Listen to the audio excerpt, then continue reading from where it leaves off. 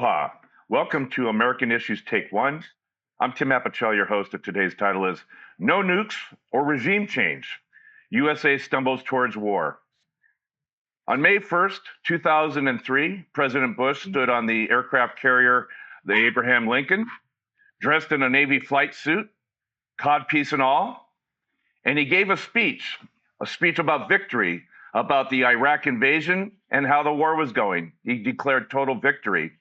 Behind him was a huge white banner, mission accomplished, a moment of American pride and American can-do spirit. The war lasted 8 more years.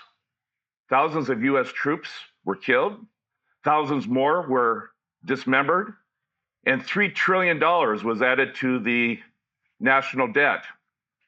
Presidential PR stagecraft at its best. This week, not to be outdone, Donald Trump said Iran nuke facilities were, quote unquote, totally obliterated. Echoes of mission accomplished. Yesterday, the National Intel Damage Assessment reports indicate just the opposite, that the sites were not disabled and there was no evidence of any uranium, and the sites would be disabled, but maybe only for months. The sites were not totally obliterated. And so when presidents start to boast about mission accomplished or that sites that were bombed were totally obliterated, we have to stand back and watch and see what eagle issues are at play, especially when Donald Trump is in front of a camera. He can't help himself to pump himself up and look tough before the American people. Yet in this case, the term totally obliterated is the issue of truth. What is the truth? And Donald Trump's ability to tell it. So we're going to talk about that and where we go here with Iran in the future. And with me are my 2 esteemed guests. We have David Larson, law professor at Mitchell Hamlin, Chuck Crumpton, who is a extraordinary mediator here in Honolulu and has been for decades. And of course, we have my co-host, CEO of ThinkTech Hawaii, Jay Fidel. Good morning, gentlemen. Yesterday, we have intel reports that suggest that total obliteration was not at hand, that Donald Trump has misled the American people yet once again. Might I remind the audience that in his first term, over 30,000 lies were documented. We're probably on a good start for the second term. He has ridiculed and taken to task CNN and MSNBC for doing their job of reporting what these intel reports have said, that the sites were not 100% compromised. And where do we go here with Donald Trump? Does he stay on the path of his insistence that these sites were completely taken out? Or do we have to play this game yet again for months on end and potentially put the United States on a war footing with Iran? Jay. There's so much that has happened in the past, 3 or 4 days. It's really amazing. It's not an inflection point, it's several inflection points. But what is most interesting right now is what he was saying to us, the people, and to the world. Because when you go and attack another country, and you arguably violated sovereignty, and you use big ordnance that way, you gain public attention in every corner of the world. And that means they were all watching the TV, they were all reading the newspapers, and a lot of them are not friendly to us. So they're not going to do anything to save him or to excuse him from lying. So I would say that first, you have to see this as a global phenomenon. He lied not only to us, but to everyone in the world. And they all know now that he lied. And some of them are thinking back to what happened in the first term, the 30,000 lies. And they're saying, what kind of a president is this? I mean, I'm sure that's the case in Europe. That is probably the case everywhere. And so what does that do for him? Well, it makes him, it accentuates his pathological lying. And what does it do for the country? It makes us look really poor. And then when you find out with all that big talk that we did not do the job we were going to do, that he was going to do, and we did not do the job he said that we had done, we look terrible. We look terrible to everyone, but also we look terrible to Iran. We are weak. If he thought he was going to make some advantage, on this, quote, strong exercise of power and military force, it didn't really work out that way, did it? So, that is only one of so many issues. I mean, how about regime change? You don't hear about that anymore. It kind of went away. And he was trying to get them to do an unconditional surrender. Give me a break. That wasn't going to happen. It didn't happen, and it's not going to happen in the future. So what I'm saying is, it's not just that he lied about the scale of damage. All of his rhetoric is now being, set aside. It cannot be accepted, and everyone in the world knows it. This is only one of, God, how many issues arise out of his actions over the past few days. That's my reaction. Okay, thanks, Jay. Chuck, to what degree is the United States, Trump, Netanyahu, joined at the hip on this issue of hitting Iran with everything they've got, be it 30,000-pound bunker bombs or potentially boots on the ground? Do we advance from here? Do we keep going forward to ensure that Iran does not obtain their nuke capability? And are we on the ground for that in forthcoming months or potentially in the next year? And will that potentially result in a regime change, similar to what Bush wanted with Iraq? It's a good question. And following from the orientation and the context that Jay have provided, I think it's important for us to recognize that we're not talking about two countries and their directions, two leadership teams or anything. We're talking about two individuals, Netanyahu and Trump. And Netanyahu bombed first, and Trump really liked that. It went over well for him. Netanyahu has been trying to use maximum war resources to maintain power, like Trump, against risk of displacement and criminal charges and removal. And it's so far worked for him. So Trump's jumped on that particular bandwagon. Are those two individuals going to continue to feed each other's egos and courses of conduct? I don't think it really makes any difference what anybody else says or thinks, whether it's Secretary of Defense or head of intelligence or anything else. These are not teams. These are two individuals exercising essentially unfettered control to engage in war, regardless of international law, war crimes, Geneva Conventions, or anything else. Let me jump in here. Jay mentioned the term sovereignty. I think when you go into someone's airspace, which they have their own sovereign rights, and you drop 30,000-pound bombs and a whole lot of them, I think you could probably define that as war. Okay, I'm going to read a quote from Vice President Vance, and he said the following: "We're not at war with Iran, but rather just its nuclear weapons program." Does that make sense? I mean, you have to go back and think, why would anybody ask whether a question about anything that Trump says or Vance says or Hegseth or the rest of that bunch makes any sense at all? We don't expect it to. It's not adherent to truth. It's not adherent to reality. It's simply rhetoric. And Jay's point is a good one, is that the rhetoric echoes back to things we've heard and seen before that turned out to be destructively, dangerously, harmfully false. And that's the memory that's being triggered here.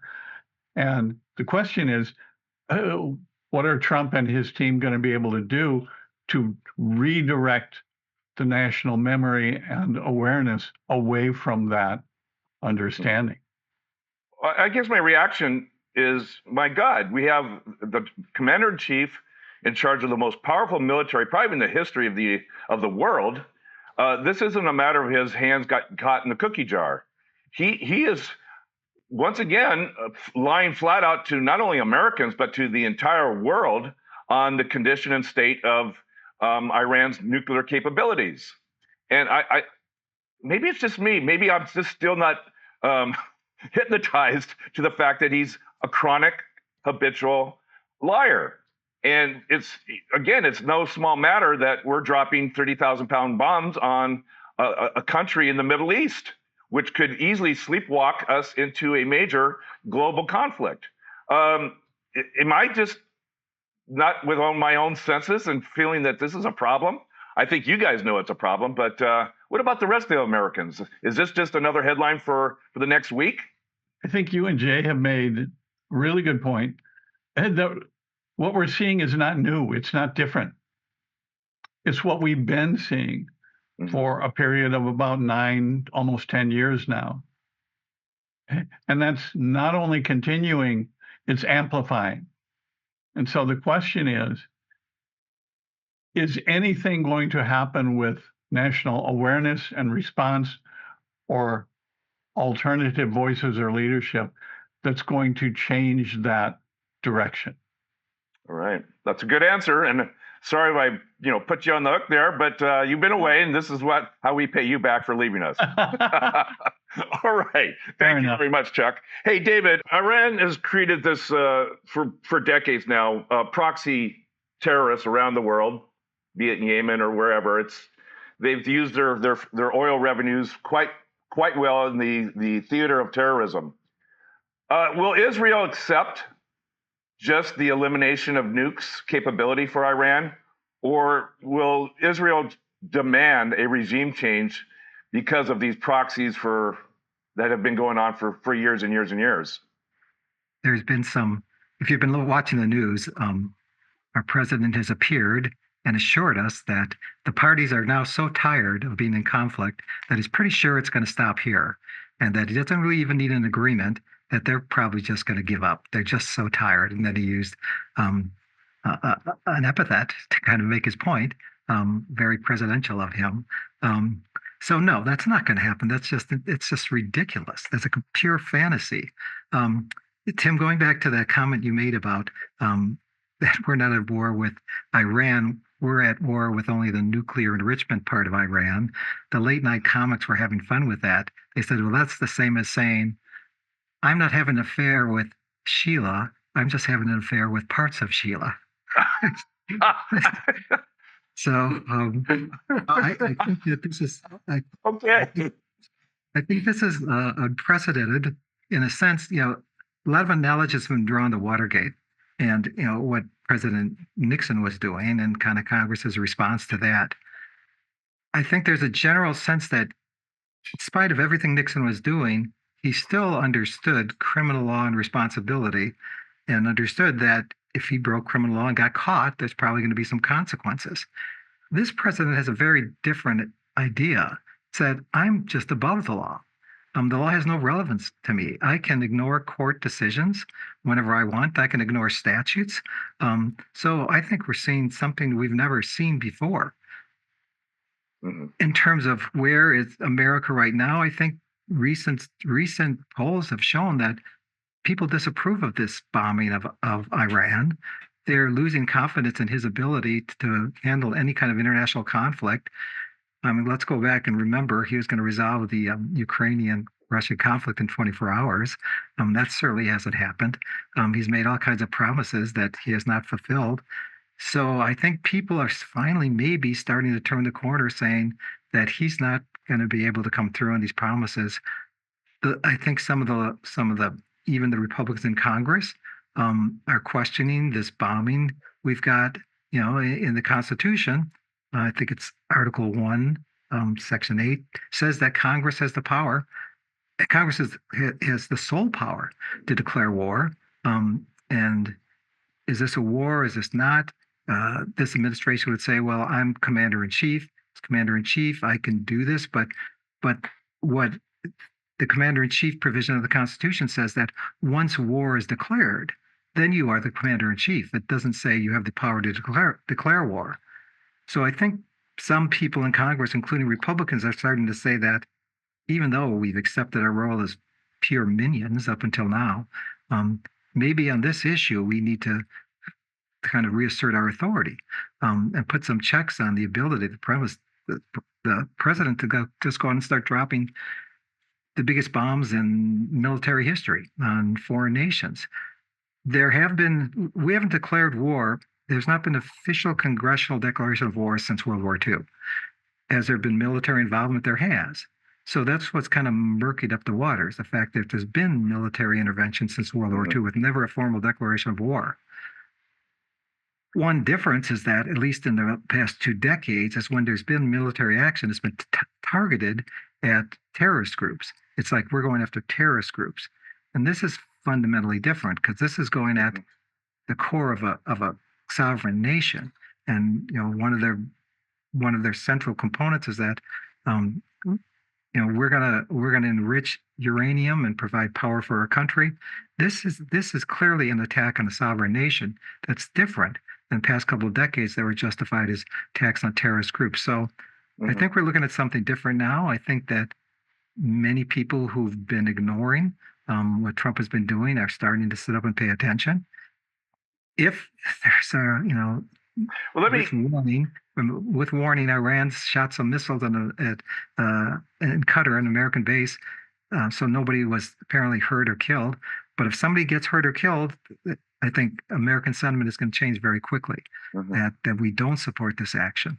Well, let me just inject this for a second. I remember Clinton. Remember he ordered a bombing campaign on Bosnia. We had Barack Obama do the same in Syria, a little bit more serious. And their rationale as president was these are surgical strikes, and these are not a declaration of war. Kind of like what J.D. Vance said, not a war with Iran, but just, the program. So maybe is it a possibility that Trump said what he said because he wanted to define total obliteration, a one-time bombing campaign, as a surgical strike? Therefore, he didn't need to go to Congress and ask for permission? Your thoughts? Yeah, again, I think I think the fundamental difference is this was an attack on a sovereign nation. And although he retracted it, initially he talked about the possibility of regime change. Said not only are we going to knock out the nuclear facilities, but if it falls the right way, we can get regime change too. It's like those are two of the same things. So I think this is fundamentally different than some of those other actions. And again, I think that at least some Republican representatives are starting to say that we've got to corral some of this and kind of take back some of our power. Okay, thank you, David. Jay, back to you. A lot of times when you try to take something out with a bombing campaign, and we all know that bombs alone don't necessarily could win a war. A lot of times, unfortunately, it takes boots on the ground.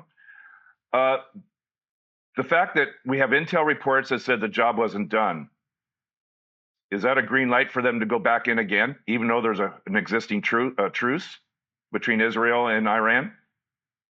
Yeah, but first, some reactions to what's been said by Chuck and David.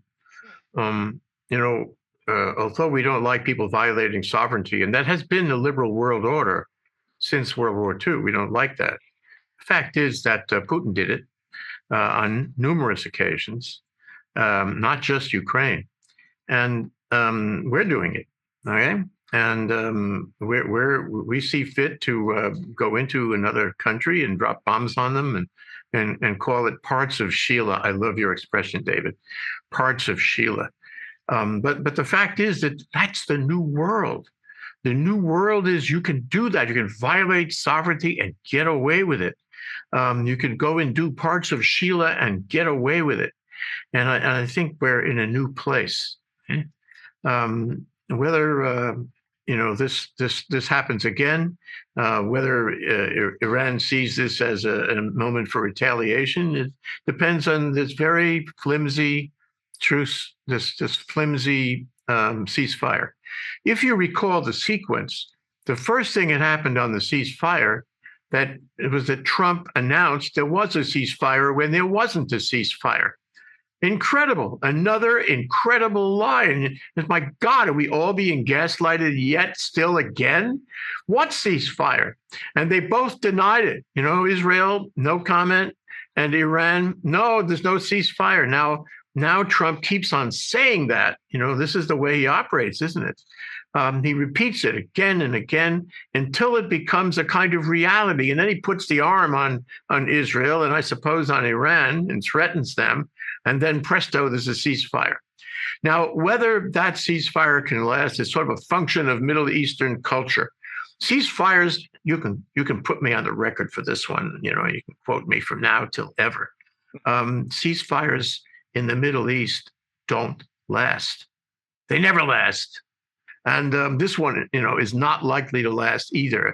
And the question is, when it falls apart because one party violated it or perceived there was a violation, what happens?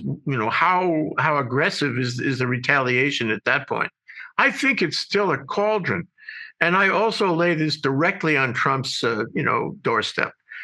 He's the one who destabilized things. He destabilized things back in, 2018, 2019, when he set aside the Iran non-proliferation agreement that Obama had negotiated. That was really a bad move. And you knew, even at that moment, there was going to be a bad result. Okay, and so now the question is whether his ceasefire by strong-arming people will actually work. And my answer to that is no. It's not going to work. This is not a solution. And his ability to get in and, quote, make deals, the art of the deal, that's a crock. He could never make the art of the deal here. He's the wrong guy. As I mentioned before, he has zero credibility anywhere now, including in the U.S., I would say, at least among an increasing percentage of the people in the U.S., his credibility is down to zero. So can you imagine him setting up a negotiated result here? No, he's out of it. And the people in his cabinet are all incompetent and they're out of it. So there's going to have to be some other approach at creating a lasting ceasefire, a lasting peace in this region. And things are not pointing in that direction. I'm sorry. Okay. My reaction is, especially when you talked about Trump announcing a ceasefire before there was a ceasefire, isn't that exactly what he did about tariffs and the trade deal with China? Announcing that they had been working and talking things out and success was, at hand. And China comes and said, no, we haven't met with them. I mean, he goes to the playbook time and time again, announcing things that aren't true with the hope that they will turn into truth or reality as he dreamt it.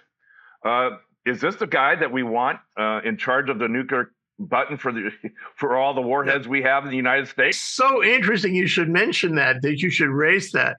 Everybody said, is this the guy that we want with his hand on the nuclear button? Now we have an answer. If you didn't have one before, you got one now. He's, using these big bombs. He's attacking nuclear facilities. He's playing the nuclear game. Whether he let go of, a 30,000-pound bomb or a dozen of them, or whether he pressed the trigger on dropping a nuclear bomb, it's not that different. And what's happening is that he is not responsible. This is not the guy. He's not competent, and his staff is absolutely non-competent to do this sort of thing. And really, to answer your first question a little further, to say what can Iran do?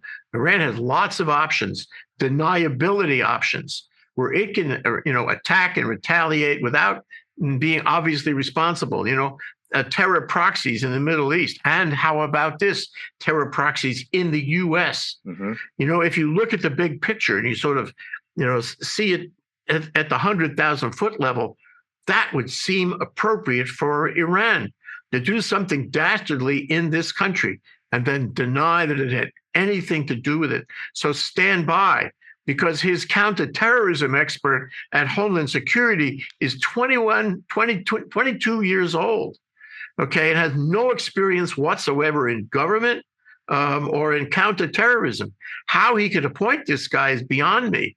This guy had no, I think he was a waiter or a dishwasher or something. That's his experience. Give me a break. And so we're not prepared. We don't have the expertise at any level, and we certainly don't have Trump's ability to negotiate through very difficult waters now, and it is all coming clear. And the larger question actually is, how does this affect his other distractions, which he is continuing to do in this country about immigration and migrants and all that? He's continuing to do that. His credibility is undermined, and yet he does it in order to distract us from the fact that his credibility is undermined. So I really wonder what the next step is. When I said before that we are at an inflection point, that's one of the inflection points too, isn't it? Yeah, it is. And, I'm not a terrorist specialist, but I do have more experience than a dishwasher. And my concern is because Iran has a lot of uranium that was not compromised, was not taken out, it doesn't take much for a rogue nation to set up a dirty bomb. You don't need to have a missile capability to do a lot of damage to another country because you have the ingredients in a suitcase that can set off a dirty bomb. God forbid. But this is my concern: is that you poke the bear and you might get what you want, and that is a war. And my question to you was, will we see round two of Israel and or the United States, or just the United States, to go back in and try to complete that which they didn't complete? I was going to get to that, but I've already taken more than my fair share of time. So I think you ought to ask Chuck about how this how it's played out here. That is between Trump and Netanyahu. Who was playing whom? I get that right? Yeah. Who was playing whom? Because the newspaper last reported that Netanyahu's war against Iran was planned years ago, and he was just waiting for the right moment. And Trump gave him somehow the right moment, encouraged him, stoked him, if you will, to do that. And so then Trump is looking to be in the limelight. He's looking to, be a hero, get the Peace Prize. Oh my God, get the Peace Prize. Okay, and then he throws Netanyahu under the bus yesterday, and he drops an F-bomb on him in public, insulting him and throwing him under the bus. And that relationship has probably changed, but I think, forever. But I think, Tim, you ought to ask Chuck about that. Okay, I will. Hey, Chuck, I'm going to put you on the spot again because CEO of ThinkTech Hawaii has a title greater than show host. So I've been outranked. And so therefore, I'm going to you, Chuck, to put you on the spot. Do we have round two of bombing campaigns and or boots on the ground to take out nuclear facilities from either Israel, United States against Iran? Round two. Yeah, and I think Jay's insight is very much on point. Hey, the person who's been taking the initiative, the leadership, is not Trump, but Netanyahu. And that's the guy you need to look at as to what he's going to do next. Trump has actually absolutely no control or influence over what he does in Gaza and to Palestine. And the likelihood that he's going to have more influence over what Netanyahu does relative to Iran, who's been an end-all enemy for decades. We don't see anything to lead us to believe that Trump is likely to have significant influence over Netanyahu's choice of course of conduct or his departure from conduct that is pure, unmitigated military violence and destruction. Thank you, Chuck. David, question is this. Trump got very, very upset and specifically mentioned CNN and MSNBC as irresponsible, enemy of the people type rhetoric from him about how dare they, put out a media report about a national intel report of damage assessment, and shame on them. He spent a lot of time throwing them under the bus. So the question is, someone leaked this information to I think it was to the New York Times. Is there going to be yet another purge looking for those who may have released this report? Is it Telsi Gabbard? Is it someone high up? What do we go through yet another purge because this report was leaked, or was CNN just happen to have a source that no one knows about? Well, I think that's our kind of our pattern now. When somebody comes forward, they get dismissed, discharged, or removed some way or another. So yes, I think I think in any instance now, if somebody dares to defy Trump or criticize Trump or expose Trump, there will be an effort to punish that person, which is really, really disheartening and discouraging. And thank God there's still people who are willing to come forward and do that, knowing there's going to be some consequences. Is this over? You asked the question, is this over? So before the bombs were dropped, Trump said, I'm going to do something in the next 2 weeks. So he kind of warned Iran that it's going to happen. If you're Iran and you've heard this, would you make any effort to start moving some materials out of those facilities? My guess is yes. They probably did move those things, move as much as away as they could, number one. There was a statement out of Tehran yesterday saying, confirming there was significant damage. If you wanted to continue to do enrichment, not if anybody to try and stop you, would you say, I suffered no damage at all? Or would you say, oh yeah, we've been significantly damaged? Send the message, you don't need to do anything else.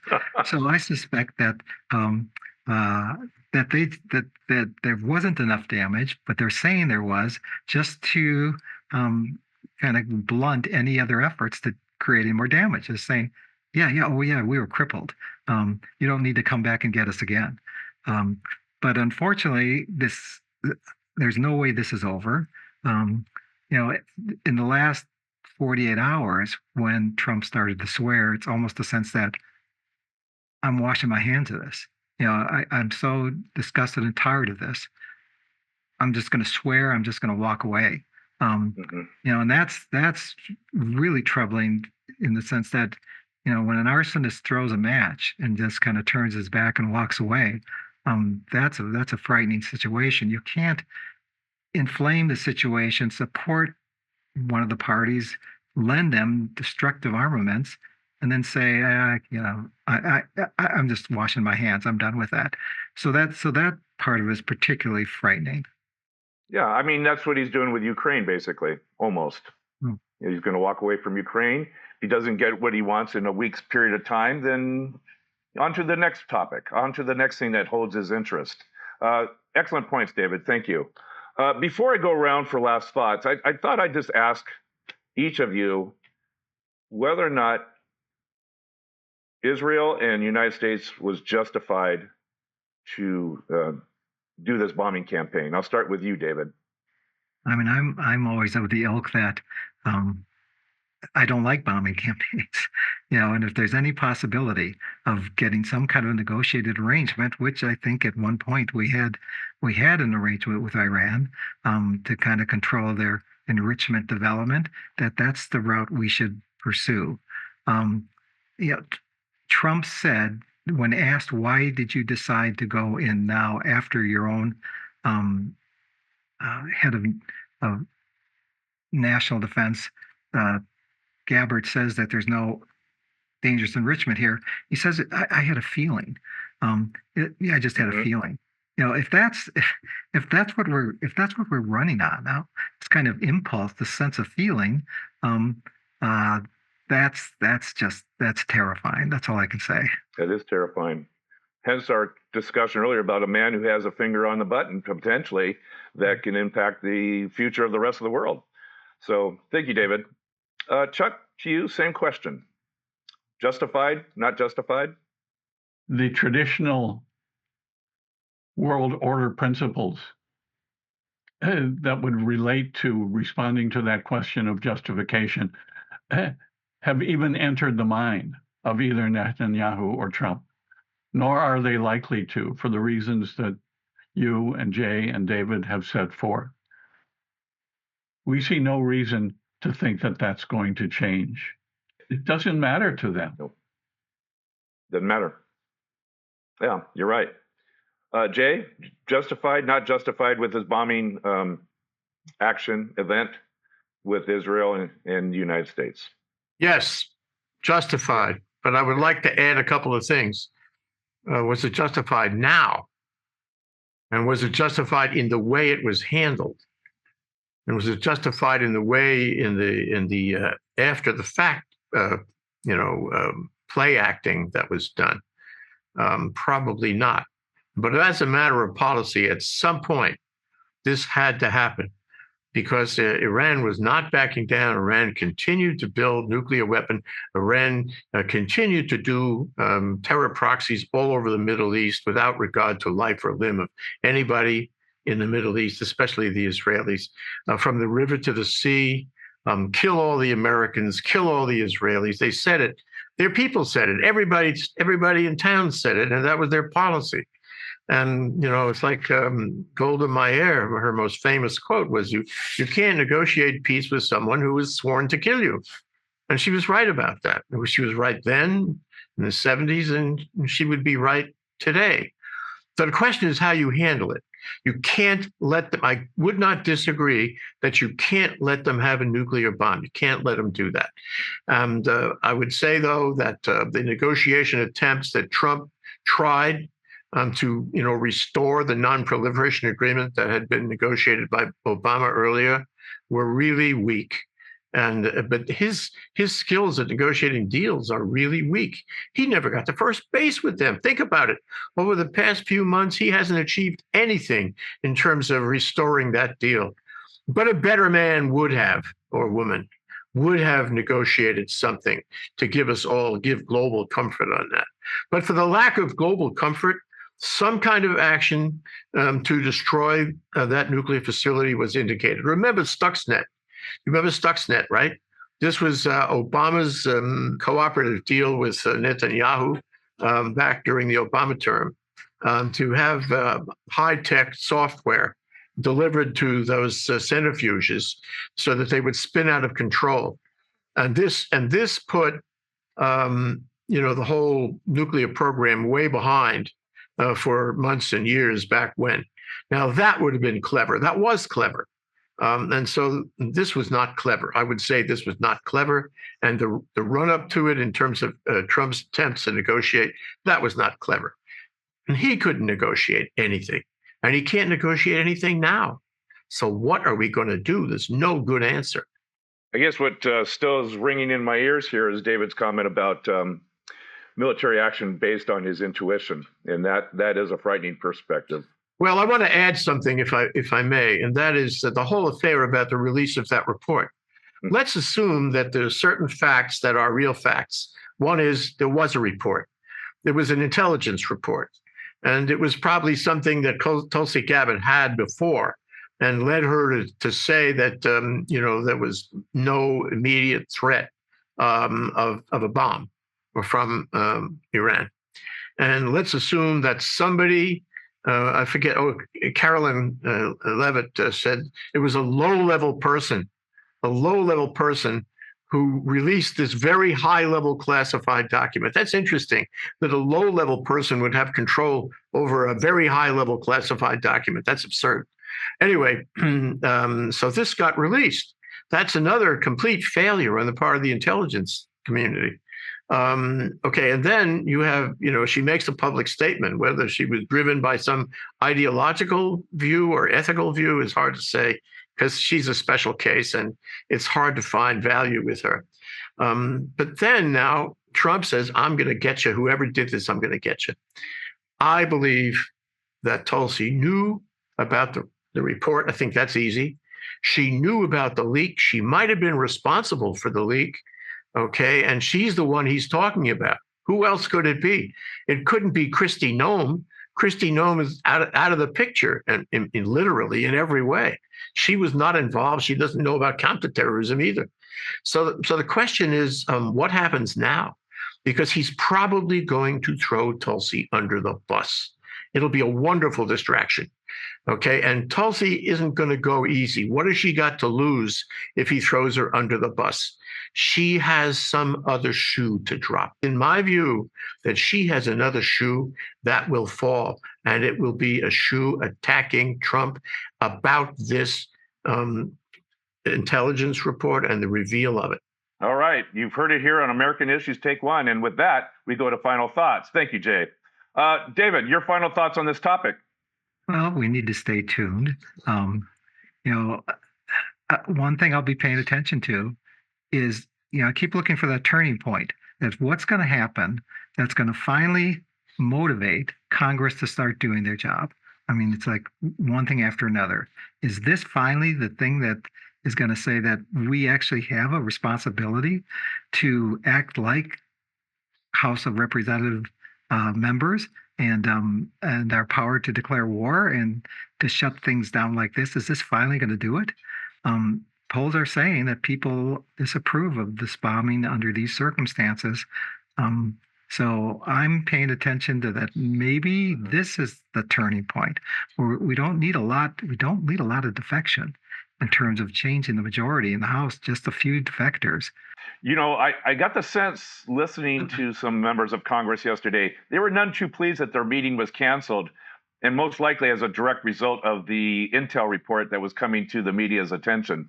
And so I had a feeling that they expected that meeting to take place on disclosure of what's happening in this war, and they didn't get it. So I think the turning point the impetus for that turning point may be because they're being pushed back yet again. Thank you, David, for your final thoughts. Chuck. And that point and David's are good. Trump had the option of including a few of his leadership team in private discussions and awareness and coming out with kind of a consolidated, coordinated front.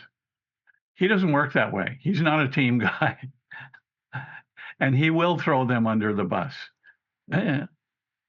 So what I think we're also watching, particularly, is to see, will Trump or the U.S. or any combination of the U.S. and other countries be able to have sufficient influence on Netanyahu to achieve a lasting ceasefire between Israel and Iran, and subsequently between Israel and Gaza or Palestine? Those are the real questions for the Mideast. Okay. Jay, good for you for taking a position. So with that, your final thoughts on this topic. I keep thinking of Mel Brooks' History of the World Part 2, wasn't it? And one of the quotable quotes was that, it's great to be king. It's great to be king. But it's also, it's a big responsibility to be king. It's not easy to be king. It's great if you get there, but you got to work. And I think that, we ought to have Mel Brooks do History of the World Part 3, because I think it began over the weekend. And it's a kind of a statement that we need to have our leaders, our president, better qualified, and his cabinet better qualified. We don't have that, so we are meandering down a minefield here, where we have no leadership, really zero negative leadership, and I'm very concerned that we're not prepared for it. But who knows? Even a broken clock is right twice a day. Who knows whether there was any value in this episode? On the other hand, I would like to say that in the future, we really have to make sure that our presidents are better qualified. We have to put them through, Politics 101, Presidency 101. They ought to offer a course at the University of Minnesota about that, David. Otherwise, Chuck, here at the University of Hawaii, Presidency 101. And we ought to also put them through a psychiatric evaluation. We'd be better that way. I agree. I'd like to thank my guests for this very, very interesting and informative discussion.